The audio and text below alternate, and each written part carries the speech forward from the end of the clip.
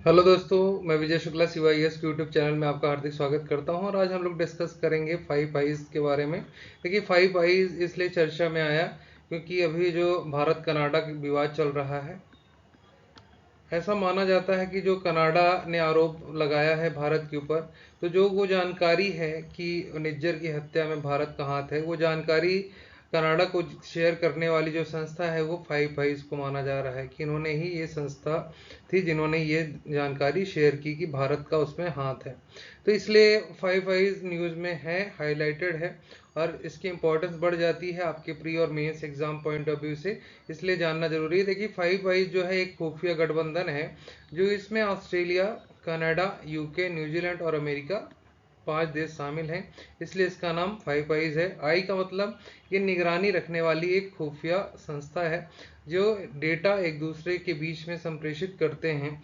एक stone ghost करके इनका डेटाबेस है, इस डेटाबेस के माध्यम से ये अपने डेटा को एक दूसरे से एक प्रकार से खुफिया तरीके से एक दूसरे से कम्युनिकेट करते हैं और डेटा हस्तांतरित करते हैं।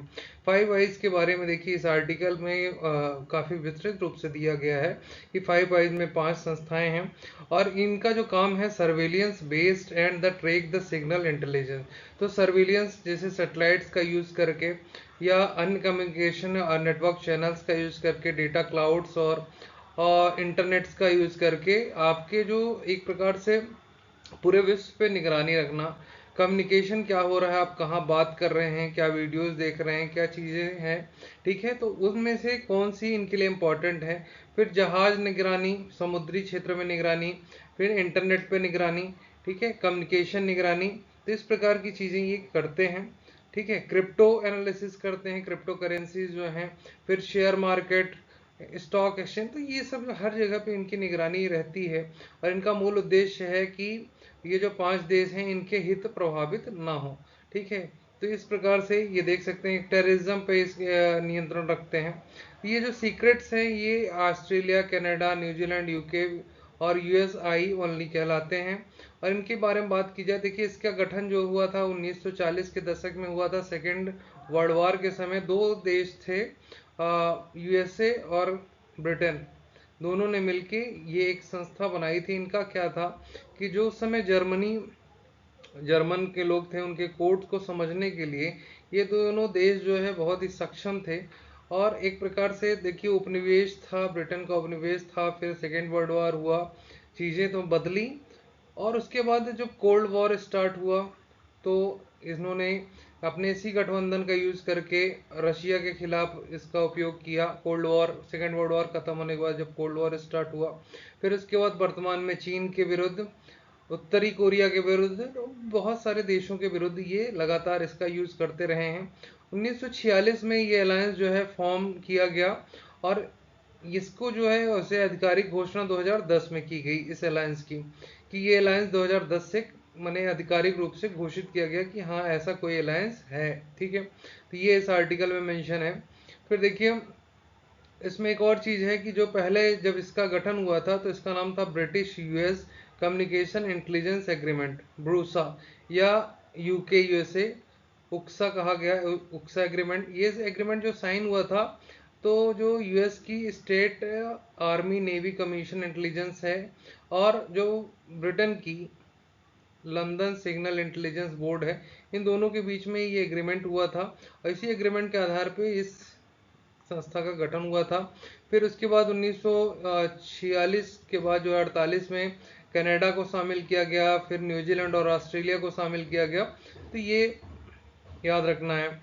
फिर देखिए इनका क्या है कि जो collection of traffic signals communications, ठीक है, क्रिप्टो एनालिसिस, फिर उसके अलावा जो आतंकवाद है उससे संबंधित उस पर नज़र रखना, तो ये बहुत सारे काम हैं। 1948 में कनाडा ने ज्वाइन किया, फिर ऑस्ट्रेलिया न्यूजीलैंड ने 1956 में ज्वाइन किया, तो ये सब हम आपको और विस्तृत तरीके से बता देंगे, अभी हम आगे डिस्कस करेंगे। तो ये एक प्रकार से बड़ा खुफिया नेटवर्क है, तो इसके बारे में बात कर लेते हैं कि फाइव आईज में 5 देश हैं, Australia, Canada, New Zealand, UK, US.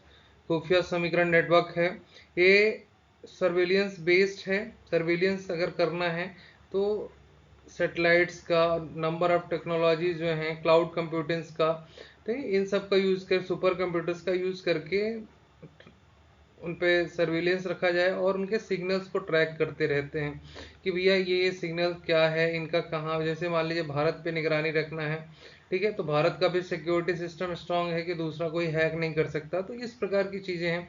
जैसे उत्तर कोरिया पे निगरानी का वो आधुनिक हथियारों की टेस्टिंग कर रहा है, परमाणु परीक्षण कर रहा है, तो ये सब इसी के माध्यम से संभव हो सकता है। और ये जो खुफिया जानकारी है ये एक दूसरे के बीच में एक्सचेंज करते रहते हैं। इसका मुख्य रूप से चीन, रूस और उत्तर कोरिया के लिए इसका उपयोग लगातार किया जाता रहा है। 2010 में पहली बार आधिकारिक घोषणा की गई कि ऐसी कोई संस्था है, ठीक है।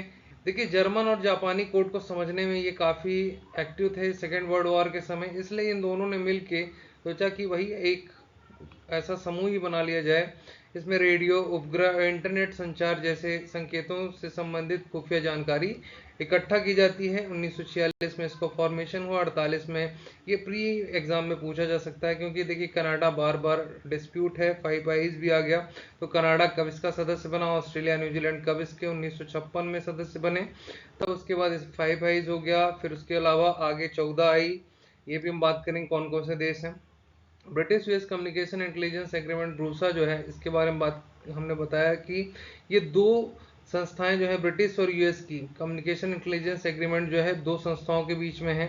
अमेरिका की state army navy communication intelligence board और ब्रिटेन की लंदन से सिग्नल इंटेलिजेंस बोर्ड, दोनों के बीच में ये एग्रीमेंट है, हुआ था। इसी के बाद इसका गठन हुआ ब्रूसा का। और ब्रूसा आगे चल के फिर जब कनाडा और ऑस्ट्रेलिया को शामिल कर लिया तो 5 आई इसका नाम पड़ गया। इन्हें समुद्री निगरानी, वैज्ञानिक और रक्षा खुफिया विश्लेषण, चिकित्सा खुफिया, भू स्थानिक खुफिया, प्रति खुफिया, आतंकवाद निरोध, तो ये इसके कार्य हैं जो कि ये इसके द्वारा किए जाते हैं और ये जानकारियां एक दूसरे को शेयर की जाती हैं। स्टोन घोस्ट आपसे पूछा जा सकता है एग्जाम में, क्योंकि आजकल किसी भी टर्मिनोलॉजी को उठा के एग्जाम में आपके पूछा जाता है। तो 5 आईज का एक खुफिया गठबंधन जो है वो स्टोन घोस्ट नामक डेटाबेस का यूज करता है। तो ये एक डेटाबेस है, इस डेटाबेस के माध्यम से जानकारी शेयर की जाती है। 2016 में सदस्य देशों के द्वारा 5 eyes intelligent oversight and review council की स्थापना की गई, ठीक है। तो ये भी आपके एग्जाम में पूछा जा सकता है। इसका उद्देश्य क्या है? आपसी हितों पे विचारों का आदान प्रदान करना, सर्वोत्तम प्रथाओं को साझा करना, सहयोग को बढ़ावा देना, ठीक है, जिससे कि दिन के बीच में डिस्प्यूट ना हो। फिर 5 आई से संबंधित कुछ तथ्य आपको एक्लॉन करके है। मुख्य रूप से ये संयुक्त राज्य अमेरिका द्वारा गुप्त निगरानी कार्यक्रम शुरू किया गया था, ठीक है। ये यूके के एग्जीक्यूटिव सुरक्षा के अन्य 4 सहयोगियों के साथ इसे स्टार्ट किया गया था, तो ये वर्ड भी पूछा जा सकता है। फिर 9 आइज क्या हैं? अगर 5 सदस्य इनको मिला दिया जाए, उसके अलावा 4 सदस्य फ्रांस, डेनिश, नॉर्वे और नीदरलैंड को मिला दिया जाए तो 9 हो जाते हैं। फिर 14 में 9 ये सदस्य हैं, इनके अलावा जर्मनी, बेल्जियम, स्पेन, इटली और स्वीडन को मिला दिया जाए तो 14। तो ये भी आपके एग्जाम प्री में पूछा जा सकता है, तो ये भी इम्पोर्टेंट है। तो उसके अलावा 5 आइज के द्वारा चलाए गए कार्यक्रम जो हैं, मैंने बहुत सारे इन्होंने मिशन चला, जैसे प्रिज्म, टेम्पोरा, यक्स की स्कोर, स्टेट रोम, ठीक है, मस्कुलर 5 आईज अलायंस। ये चीज़ें पूछा जा सकता है, क्योंकि कई बार आपको पता है क्रिप्टो करेंसी कुछ वर्ड दे देता है, ये वर्ड किससे संबंधित है, तो ऐसे ही ये वर्ड भी देगा, प्रिज्म, टेम्पोरा, यक्स की स्कोर, स्टेट रोम, मस्कुलर, तो ये किससे संबंधित हैं, तो आप बता देंगे कि 5 आई के जो हैं खुफिया प्रोग्राम है। तो ये आपके एग्जाम में पूछ सकता है, ठीक है। तो ये pre exam point of view से बहुत इंपॉर्टेंट है। मेंस में, आईआर में आप 5 आईज के बारे में लिख सकते हैं कि आखिर इसका गठन कब हुआ, क्या इससे फायदे हैं, सुरक्षा को कितना सिक्योर करता है ये 5 देशों के, और अंतर्राष्ट्रीय जो सुरक्षा है उसके लिए खतरा भी हो सकता है। जैसे भारत जैसे देशों की सुरक्षा, जैसे इंटरनेट, सबसे ज़्यादा इंटरनेट उपभोग अगर होता है तो कहाँ होता है? इंडिया में होता है। ऐसे में अगर 5 आई जैसे देश अगर निगरानी रखेंगे तो सिक्योरिटी के लिए ये खतरा है, भारत की आंतरिक सुरक्षा के लिए। तो ये साइबर सिक्योरिटी से भी जुड़ा हुआ है, तो ये भी ध्यान रखिएगा। अगर वीडियो पसंद आए तो लाइक करिए, शेयर करिए। धन्यवाद।